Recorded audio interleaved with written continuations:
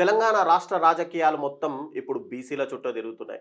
ఒకవైపు గతంలో 2014లో BRS party ఏదైతే ప్రాతిపాదికన ఎస్సీలు, ఎస్టీలు, బీసీలు అంటూ కులగణన ఏదైతే చేశారో ఆ ప్రాతిపాదికన మేం చేసింది 100% రైట్ అని చెప్తుంటే, మరోవైపు కాంగ్రెస్ పార్టీ అధికారంలోకి వచ్చిన తర్వాత రాహుల్ గాంధీ పిలుపు మేరకు ఏదైతే కులగణన సర్వే చేశారో అది మేం చేసింది 100% రైట్ అంటూ అటు కాంగ్రెస్ పార్టీ కూడా వాదిస్తుంది. మరోవైపు రెండు పార్టీలు చేసిన సర్వేలపైన పూర్తిగా మాకు సరైన సమాచారం లేదు అంటూ మరోవైపు భారతీయ జనతా పార్టీ ఆరోపణలు అయితే చేస్తుంది. ఈరోజు దానికి సంబంధించి పూర్తిగా మనం చర్చలోకి వెళ్లే ముందు ఒక్కసారిగా గతంలో కేసీఆర్ హయాంలో 2014లో చేసినటువంటి సర్వే గురించి మనం మాట్లాడితే కనుక 2014లో టోటల్గా కేసీఆర్ హయాంలో జరిగినటువంటి సర్వేలో 3,63,03,012 మంది టోటల్గా రాష్ట్ర వ్యాప్తంగా జనాభా ఉంటే దాంట్లో ఎస్సీలు 63,60,158 మంది, అంటే 18% మంది కేవలం ఎస్సీలు ఉన్నారు అంటూ కూడా గతంలో సర్వేలు అయితే చెప్పాయి. తర్వాత ఎస్టీలను చూసుకుంటే కనుక 36,02,228, అంటే దాదాపు రాష్ట్ర జనాభాలో 10% ఇక్కడ ఎస్టీలు ఉన్నారని. ఇక బీసీలు ఏదైతే మనం ఇప్పుడు మాట్లాడుకుంటున్నామో మెయిన్ చర్చలోకి వెళ్తున్నామో బీసీల జనాభా గురించే. ఇక్కడ పూర్తిగా రెండు పార్టీలు ఒకరిపై ఒకరి అస్త్రాలు అయితే వేసుకుంటున్నాయి.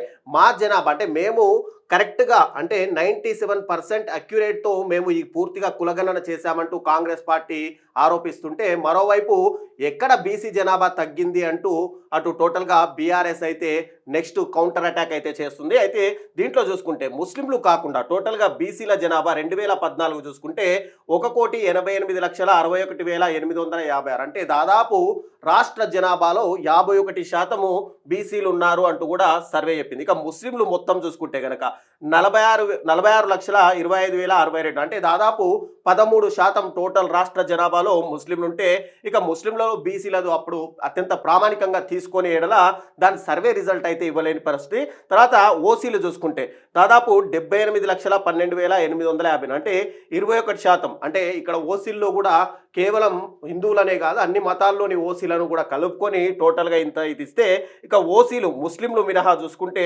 టోటల్గా అంటే రాష్ట్ర వ్యాప్తంగా 2014లో ఎన్ని కుటుంబాలు ఉన్నాయండి? 1,01,93,027 కుటుంబాలు టోటల్గా 2014లో మేము సర్వే చేసినప్పుడు వచ్చినవి.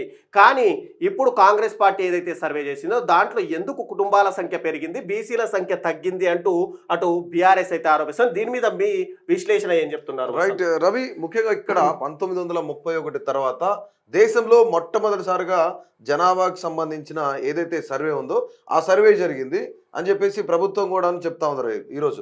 సో మొత్తం ఇక్కడ జనాభా చూద్దాం అంటే 1931 తర్వాత మొట్టమొదటిసారిగా జరిగింది. ఈ విధంగా జరిగింది అంటే చాలా పకడ్బందీగా దాదాపుగా 75 ప్రశ్నలతో కూడిన ఏదైతే సర్వే ఉందో ఆ సర్వే నిర్వహించామని చెప్తా ఉన్నారు. కానీ 2014 ఈ సర్వే రాంగ్ అని చెప్పట్లేదు. కానీ కాకపోతే ఇంతవరకు కూడా అంటే మళ్ళీ 10 ఏళ్ల తర్వాత ప్రభుత్వం మారిన తర్వాత సర్వే చేసి అది రిలీజ్ చేసేంత వరకు కూడాను 2014 సర్వే ఎందుకు బయటకు పెట్టలేదని చెప్పేసి ప్రభుత్వం కూడా క్వశ్చన్ చేస్తుంది. ఇక్కడ ముఖ్యంగా మొత్తం జనాభా 3,54,77,554 మంది రాష్ట్ర జనాభా ఉన్నారు ఇక్కడ. ఇక ఇందులో ఎస్సీలు చూసుకుంటే ముఖ్యంగా 2014లో 18% ఎస్సీలు ఉంటే 2024 వచ్చేపాటికి 17.43%, అంటే 61,84,319 మంది, అంటే 17.43%. దాదాపుగా ఇక్కడ మనకి పర్సంటేజ్ కూడా తగ్గినట్లు కనిపిస్తూ ఉంది, అంటే 0.57% తగ్గిందనమాట. ఇక ఎస్టీలు 37,05,929 చూసుకుంటే 10%గా ఇక్కడ ఎస్టీలు ఉన్నారు. బీసీలు ఇక్కడ ముస్లింలు కాకుండా ఎవరైతే బీసీలు ఉన్నారో వాళ్ళు 1,64,09,179, అంటే ఇక్కడ కంపేర్ టు 2014 మనం చూసిన 2014లో 51% ఉన్నారు.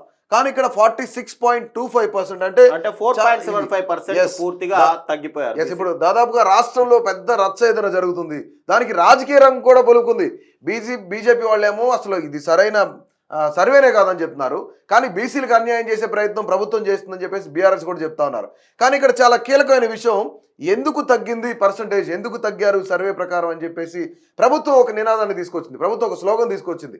అటు పక్క రాష్ట్ర తెలుగు రాష్ట్రం అయిన చంద్రబాబు నాయుడు కూడా రీసెంట్గా ఒక స్టేట్మెంట్ ఇచ్చారు.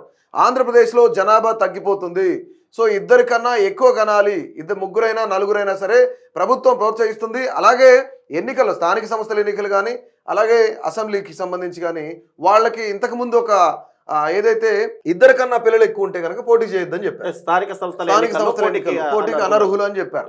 కానీ ఇప్పుడు దాన్ని ఎత్తివేస్తున్నాం, ఆ జీవోని రద్దు చేస్తున్నాం, ముగ్గురైనా నలుగురైనా ఉన్నా సరే స్థానిక సంస్థలో పోటీ చేసే అవకాశం ఉంది అని చెప్పారు. కానీ ఇక్కడ చాలా కీలకమైన అంశం ఏంటంటే జనాభా తగ్గింది అని చెప్పేసి చంద్రబాబు నాయుడు కూడా చెప్పాడు. సో ఇదే విధంగా 2014కు ముందు భారత ప్రభుత్వం కూడాను కేవలం ఇద్దరిని మాత్రమే కానండి, అంటే ఇప్పటికే దాదాపుగా 120 కోట్ల జనాభా అయింది కాబట్టి రాను రాను ప్లేస్ సరిపోదు, ఇక్కడున్న వస్తువులు సరిపోవు, కాలుష్యం ఎక్కువ అవుతుంది, అంటే వీటన్నిటిని ప్రామాణికంగా తీసుకొని జనాభాను తగ్గించాలనే నినాదాన్ని తీసుకురావడంతోనే జనాభా తగ్గిపోయింది అని చెప్పేసి ప్రభుత్వం కూడా చెప్తా ఉంది. ఇక మొత్తం ముస్లింలు ఇక్కడ మీరు అన్నట్టుగా జనాభా తగ్గుదల అనేది ఇక్కడ కేవలం సౌత్ స్టేట్స్ లో మాత్రమే జరిగిందనడానికి మెయిన్ గా, ఎందుకంటే నార్త్ లో విషయానికి వస్తే కనుక ఇప్పుడు ఏదైతే జిల్లాల పునర్విభజనలు జరుగుతున్నాయో లేదంటే అసెంబ్లీ పునర్విభజనలు జరుగుతున్నాయో దానికి సంబంధించి చూస్తే కనుక నార్త్ లో ఎక్కువ పార్లమెంట్ స్థానాలు నార్త్కి వెళ్ళే అవకాశం ఉన్నాయి. ఇక సౌత్ స్టేట్స్కి వెళ్ళే వరకు టోటల్ గా అంటే జనాభా విభజన చూసుకుంటే కనుక సౌత్ కు తగ్గే అవకాశం ఉన్నాయి. కాబట్టి ఇప్పుడు కొత్త నినాదం ఏమొచ్చిందంటే ఖచ్చితంగా ఇంటికి ఇద్దరు కాదు ఇంకా ఎక్కువ మంది పిల్లల్ని కనండి అనే నినాదం వచ్చింది. దీంట్లో భాగంగానే చూసుకుంటే మనము బీసీల జనాభా అంటే 2014 నుంచి 2024 మంది అంటే మీరు అన్నట్టుగా 4.75% తగ్గుదల జరిగే అవకాశాలు ఉన్నాయంటారా? అంటే డెఫినెట్లీ అంటే ఉన్నాయా అంటే దాన్ని ఖచ్చితంగా మనం దాన్నే ప్రామాణికంగా తీసుకొని చెప్పలేము. ఎందుకంటే భారతదేశ జనాభా పెరుగుతూనే వస్తుంది, కానీ సౌత్ స్టేట్స్లో నిజంగానే అంత గణనీయంగా తగ్గిందంటే ఇది ఒక పెద్ద క్వశ్చన్ మార్కే. దీనిపైనే ఇప్పుడు ప్రతిపక్షంలో ఉన్న బీఆర్ఎస్ కానీ అటు బీజేపీ కానీ వాళ్ళిద్దరూ కూడాను వాదిస్తుంది కూడాను దీని గురించే. కానీ ఇక్కడ ఏం చెప్తున్నారు, ప్రభుత్వం ఏం చెప్తుంది, బీజేపీ కానీ బీఆర్ఎస్ కానీ అసలు ముందు దాంట్లోనే పాల్గొనలేదు, సర్వేలో పాల్గొనలేదు, పార్టిసిపేట్ చేస్తే తెలుస్తుంది. అంటే 1,00,000 మందికి పైగా ఎవరైతే 1,00,000 మందికి పైగా సిబ్బంది ఉన్నారో ఆ సిబ్బందితో మేము దాదాపుగా తెలంగాణలో ఒక 100 ఇల్లు సపోజ్ 100 ఇల్లు ఉన్నాయనుకోండి, దాదాపుగా 97 ఇళ్ళని టచ్ చేసాం. 97 ఇళ్ళకి సర్వేకి వెళ్ళాం మేము. 75 ప్రశ్నలతో కూడిన ఒక ప్రశ్న పత్రంతో వాళ్ళకి ముందుకెళ్ళాం, ఉప ప్రశ్నలు కూడా తీసుకెళ్ళాం. అందుకని ఇది పకడ్బందీగా జరిగింది. దాదాపు 90 సంవత్సరాల తర్వాత మళ్ళీ 90 సంవత్సరాల పైన తర్వాతనే జరుగుతుంది ఇది అని చెప్పేసి ప్రభుత్వం కూడా చెప్తా ఉంది. ఇక ఇక్కడ మనం లెక్కల్లోకి వచ్చినట్టయితే ముస్లింలలో బీసీలు 35,76,588 అంటే 10.08% ఉన్నారు. ఇక్కడ ముస్లింలలో ఓసీలు అనమాట. అంటే ఇక్కడ ఇంతకుముందు ఇక్కడ ప్రాతిపదికను తీసుకోలేదు, ప్రామాణికంగా కూడా తీసుకోలేదు కాబట్టి, కానీ ఇక్కడ తీసుకున్నారు 8,80,424 అంటే దాదాపుగా 2.48% అనమాట. ఇక ఓసీలు చూసుకున్నట్టయితే 56,01,539 అంటే దాదాపుగా 15.79%. ఇక్కడ మరొక అంశం ఏంటంటే ఓసీలను ఎక్కువగా చూపిస్తా ఉన్నారు. అంటే ఇప్పుడు పదవుల కోసమో స్థానిక సంస్థల ఎన్నికల కోసమో వీటన్నిటి కోసం ఓసీలు కూడా ఎక్కువగా చూపిస్తున్నా ఉన్నారు. కానీ ఇక్కడ ఓసీలు అంతమంది లేరు అని చెప్పేసి ప్రతిపక్షాలు మాత్రం వాదిస్తూ ఉన్నాయి. ఇక చివరికి మనం ఇక్కడ చూసుకున్నట్లయితే ఓసీలలో ముస్లిమ్స్ ఎవరైతే ఉన్నారో 13.31% ఉన్నారనమాట. ఇక్కడ అంటే 47,21,115 మంది. మొత్తం కుటుంబాల సంఖ్య మనం ఇక్కడ చూసినట్లయితే దాదాపుగా ఇక్కడ 1,93,027 కుటుంబాలు ఉన్నాయి. కానీ ఇక్కడ కుటుంబాల సంఖ్య పెరిగింది, జనాభా సంఖ్య తగ్గింది అని చెప్పేసి కొంతమంది కామెంట్ చేస్తున్నారు. ఇంటెలెక్చువల్స్ కూడా ఇదే క్వశ్చన్ అడుగుతున్నారు. అంటే ఇక్కడ కంపేర్ చేసుకుంటే కుటుంబాలు 1,12,00,000 ఉన్నాయి. ఇక్కడ 12,15,134. అంటే కుటుంబాలు ఎలా పెరిగినాయి, జనాభా ఎలా తగ్గింది అనేది ఇంటెలెక్చువల్స్ కూడా అందరూ అడిగే ప్రశ్న ఇది. సో మొత్తానికి ఇది 2014లో కేసీఆర్ సర్వే సమగ్ర కుటుంబ సర్వే చేపిస్తే 2024లో దాదాపు 100 కోట్ల బడ్జెట్ పెట్టి 1,00,000 మంది సిబ్బందితో 90% మేము స్ట్రైక్ రేట్ సాధించాం, 90% ఇళ్ళనన్నింటినీ కూడా టచ్ చేసామని ప్రస్తుత ప్రభుత్వం చెప్తుంది. మీరు ఏదైతే అంటున్నారో మేము 97% స్ట్రైక్ రేట్ సాధించామని, కానీ దీని మీదే సొంత పార్టీలోనే చాలా వరకు అలిగేషన్స్ కూడా వస్తున్నాయి. ఆ పార్టీకి సంబంధించినటువంటి ఎమ్మెల్సీఏ దాదాపు తానే ఏదైతే సర్వేకి సంబంధించిన పేపర్లను కూడా పూర్తిగా చించి వేసిన పరిస్థితి కనుక, అంటే వాళ్ళ సర్వే మీద కాంగ్రెస్ పార్టీకే నమ్మకం లేని పరిస్థితి ఇక్కడ రాష్ట్రంలో అయితే వచ్చింది. ఒక పార్టీ సొంత పార్టీ ఎమ్మెల్సీఏ తప్పు పట్టినప్పుడు ఇతర పార్టీలు కూడా తప్పుపట్టడంలో అది సమంజసమనే నేను అనుకుంటున్నాను. రైట్. అక్కడ మరొక నినాదం ఏంటంటే సొంత పార్టీ ఎమ్మెల్సీ తీన్మార్ మల్లన్న ఎవరైతే ఉన్నారో ఆ ప్రతులను ఆయన కాల్ చేసింది, దాని వెనుక మరొక గేమ్ ప్లాన్ ఉంది. సీఎం రేవంత్ రెడ్డి ఎవరైతే ఉన్నారో ఆయన గేమ్ ప్లాన్ ఉంది.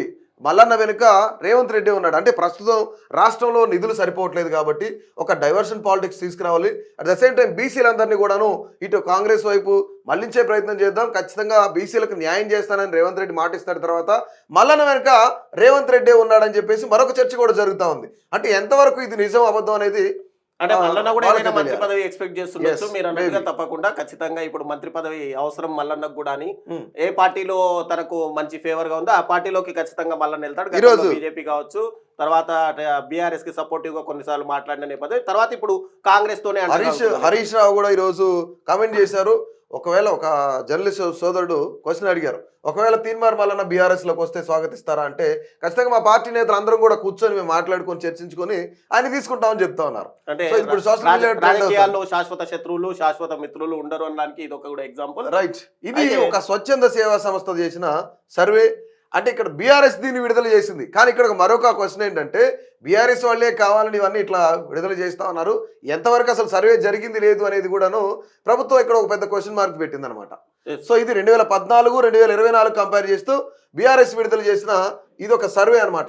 అంటే మనం బీఆర్ఎస్ విడుదల చేసిన సర్వే ప్రకారం చూస్తే 2014 నుంచి 2024 అంటే దాదాపు ఎస్సీ జనాభా అంటే 1,75,839 ఇక్కడ పార్టీ విడుదల చేసిన దాంట్లో వ్యత్యాసం కనిపిస్తుంది. అంటే కాంగ్రెస్ పార్టీ వ్యత్యాసం. తర్వాత ఎస్టీకి సంబంధించి దాదాపు అంటే ప్లస్ లోకి వెళ్ళారు. ఎస్టీలు చూసుకుంటే గనక ఇక్కడ ఎస్టీల సంఖ్య పెరిగినట్లు కనిపిస్తుంది మనకు. అంటే 1,03,641 మంది ఎస్టీలు అంటే ఈ 10 సంవత్సరాల కాలంలో పూర్తిగా పెరిగారు. ఇక బీసీలకు సంబంధించి అంటే ఇక్కడే మనకు మెయిన్గా మాట్లాడుకోవాల్సింది బీసీలకు సంబంధించి ఏదైతే 21,52,677 మంది ఈ 10 సంవత్సరాల కాలంలో ఒకవేళ వాళ్ళంతా వలసలు వెళ్ళినా, లేదంటే వాళ్ళ ఫ్యామిలీలు ఉంటాయి, లేదంటే వాళ్ళందరూ చనిపోయినా వాళ్ళకి సంబంధించిన డీటెయిల్స్ వాళ్ళ డెత్ సర్టిఫికేట్ లో నమోదు చేసి ఉంటారు. మరి దాదాపు 21 లక్షల మంది అంటే 21,52,000 మంది 5% అనమాట. Yes. 5% తేడా వస్తుంది. అంటే బీసీలకి ఇక్కడ ఈ 46.25% మాత్రం 25% ఏదైతే ఉందో దీనికి మాత్రమే పరిమితం చేయాలని ప్రభుత్వం కుట్ర చేస్తుంది అని చెప్పేసి కొంతమంది బీసీ ఇంటెలెక్చువల్స్ మాట్లాడుతూ ఉన్నారు. అంటే ఇక్కడ 5% అంటే దాదాపుగా 100లో 5 ఉద్యోగాలు పోతాయి, 5 రిజర్వేషన్ కోటా సీట్లు పోతాయి. ఏదైనా స్థానిక సంస్థల్లో బీసీలకు అన్యాయం చేస్తున్నారు. మాట్లాడుకోవాల్సింది ఏంటంటే ఏదైతే భారతీయ జనతా పార్టీ ఒకవేళ రాష్ట్రంలో అధికారంలోకి వస్తే బీసీని ముఖ్యమంత్రిని చేస్తాను అంటే ఒక నినాదం తీసుకొచ్చింది. ఇప్పుడు తర్వాత కూడా కాంగ్రెస్ పార్టీ కులగణన చేసే సమయంలో కూడా ఒకవేళ ఈ కులగణన కంప్లీట్ అయిన తర్వాత స్థానిక సంస్థల ఎన్నికల్లో బీసీలకు అత్యంత ప్రముఖ ప్రాధాన్యత ఇస్తామంటున్నాం. కానీ ఏదైతే సర్వే చేశారో ఆ సర్వేలో చూసుకుంటే కనుక బీసీల శాతాన్ని తగ్గిస్తూ ఇక్కడ సర్వే చేసింది. అంటే ఈ స్థానిక సంస్థల ఎన్నికల్లో బీసీలకు స్థానాలు తగ్గించడానికి ఇది కాంగ్రెస్ పార్టీ చేసినటువంటి ఒక ఎజెండాగా కూడా మనకు ఈజీగా అర్థమవుతుంది అని చాలా మంది మాట్లాడుతున్న నేపథ్యం కూడా కనిపిస్తుంది. అంటే స్థానిక సంస్థల్లో వాళ్లకు తక్కువ సీట్లు కేటాయించడానికే తక్కువ పబ్లిక్ ని చూపించారు వాళ్ళ పర్సెంటేజ్ అనేది. రైట్. ఇక్కడ ఇంకొక విషయం ఏంటంటే ఓసీలు ఇందాక మనం మాట్లాడుకున్నట్లు ఓసీల జనాభాను పెంచి చూపించారు అని చెప్తున్నారు. కానీ ఇక్కడ 8%, కానీ ఇక్కడ 13%, దాదాపు ఎంత పెరిగింది? 5.31% పెరిగింది. అంటే 15,89,955 మంది ఓసీలు ఇంకా పెరిగారు, ఎక్కువ పెరిగారు. అంటే దీని వెనక ఉన్న కుట్ర ఏంటి? కాంగ్రెస్ పార్టీ ఎప్పుడు కూడాను ఓసీలకు లేదంటే అగ్రకులాలకు మాత్రమే పెత్తనం ఇస్తుంది అంటానికి ఇది నిదర్శనం అని బీఆర్ఎస్ కూడా చెప్తా ఉంది. ఇక్కడ ముఖ్యంగా చాలా ఎక్కువ అంటే 15 లక్షలు అంటే 21 లక్షల మంది బీసీలు తగ్గించి 15 లక్షల మంది ఓసీలు పెంచారు. అంటే దాదాపు 16 లక్షల మంది. అంటే ఇక్కడ ఓసీలకు ప్రాధాన్యత ఇస్తుంది కాంగ్రెస్ పార్టీ, బీసీలకు ప్రాధాన్యత తగ్గిస్తుంది అని చెప్తా ఉన్నారు. ఇక మొత్తంగా చూసుకుంటే మనం అక్కడ మొత్తంగా కుటుంబాలు చూసుకుంటే కనుక 3,63,95,796 ఉంటే ఇక్కడికి వచ్చే వరకు అంటే 3,54,77,554 అంటే మొత్తం జనాభా ఓవరాల్ జనాభా సంబంధించి టోటల్ గా. ఇక హిందూ బీసీలకు సంబంధించి ఇక్కడ 51% ఉంటే అక్కడ 46.25% అంటే దాదాపు మీరు అన్నట్టుగా 4.75% పూర్తిగా తగ్గించారు. ఇక ముస్లిం బీసీలకు వచ్చేసే వరకు గతంలోకి ఇక్కడికి కేవలం 0.8% మాత్రమే ఎక్కువ అయితే కనిపిస్తుంది. ఇక మొత్తం బీసీలు చూసుకుంటే అంటే 61% బీసీలు 2014లో 61% ఉన్న బీసీలు ఇక్కడికి వచ్చేపాటికి 56.33%. అంటే అంత తక్కువ ఎట్లా వస్తుంది అనేది ఒక పెద్ద క్వశ్చన్. నిజంగానే ఇక్కడ బీసీలకు అన్యాయం చేసే ప్రయత్నంలో కాంగ్రెస్ పార్టీ ఉందనడానికి ఇది ఒక పెద్ద నిదర్శనం అని ఈ యొక్క ఏదైతే సర్వే ఉందో దాన్ని రిలీజ్ చేయడం కూడా జరిగింది. ఇక హిందూ ఓసీలకు సంబంధించి 8% ఉంటే హిందూ ఓసీలు మాత్రం ఇక్కడ టోటల్ గా కాంగ్రెస్ పార్టీ పెంచే ప్రయత్నాలు చేసింది. ఇక ముస్లిం ఓసీలకు సంబంధించి 3% ఉంటే ఇక్కడ 2.48%. ఇక మొత్తంగా 11% ఇక్కడ ఉంటే 15.79% అయితే ఉంది. అంటే టోటల్ గా రాష్ట్రంలో బీసీ జనాభాని తగ్గించి ఏదైతే అగ్ర కులాలు అగ్రవర్ణాలు అని చెప్పుకుంటున్నామో ఓసీ జనాభాను పెంచే ప్రయత్నం కాంగ్రెస్ పార్టీ పార్టీ చేస్తుంది అనేది అయితే స్పష్టంగా అటు బీఆర్ఎస్ రిలీజ్ చేసినటువంటి టోటల్ జాబితాగా చూసుకోవచ్చు, లేదంటే కాంగ్రెస్ పార్టీ స్వయంగా రిలీజ్ చేసినటువంటి జాబితా కూడా మనం చూసుకోవచ్చు. దీనిపై మీ అభిప్రాయాల్ని కామెంట్ రూపంలో అయితే తెలియజేయండి. రైట్. మొత్తంగా అంటే రాష్ట్ర వ్యాప్తంగా రవి, ముఖ్యంగా రాష్ట్ర వ్యాప్తంగా చూసుకున్నట్లయితే ఇప్పుడు రానున్న స్థానిక సంస్థల ఎన్నికలు ఏవైతున్నాయో ఆ ఎఫెక్ట్ ఖచ్చితంగా కాంగ్రెస్ పార్టీ మీద పడుతుంది అని చెప్పేసి ఇంటలెక్చువల్స్ కానీ లేదంటే సీనియర్ జర్నలిస్టులు వీళ్ళందరూ కూడా చెప్తా ఉన్నారు. ముఖ్యంగా మేధావులు ఎవరైతే ఉన్నారో మేధావుల ఫోరం అంతా కూడాను ఈ బీసీ కులగణన జరిగిన తర్వాత స్థానిక సంస్థల ఎన్నికల్లో కాంగ్రెస్ పార్టీకి తప్పకుండా పరాభవం ఎదురవుతుంది, పరాజయాన్ని వాళ్ళు చవి చూస్తారని కూడా చెప్తా ఉన్నారు. సో ప్రతి ఒక్కరు కూడా నిజంగానే తెలంగాణ రాష్ట్ర వ్యాప్తంగా ఉన్న బీసీలు, తెలంగాణ రాష్ట్ర వ్యాప్తంగా ఉన్న ఎస్సీలు ఎవరైతే ఉన్నారో వీళ్ళంతా కూడాను కులగణన పర్ఫెక్ట్గా జరిగిందా లేదా, ఎవరికి న్యాయం జరిగింది ఎవరికి అన్యాయం జరిగింది అనేది కూడా ప్రతి ఒక్కరు కూడా మీ యొక్క అభిప్రాయాన్ని తప్పకుండా తెలియజేయండి.